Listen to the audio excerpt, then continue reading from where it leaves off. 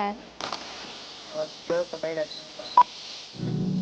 6, 4, 3, 2, 1, and booster ignition liftoff of Space Shuttle Discovery, taking the space station to full power for full science.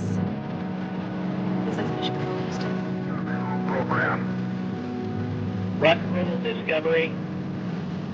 Discovery's roll maneuver is complete. It is now in a heads down position on track for its flight to the International Space Station.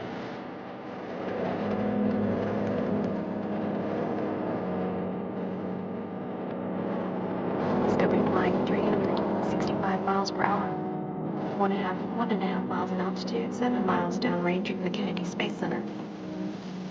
Discovery's engines are throttling down as the orbiter passes through the area of maximum pressure on the vehicle.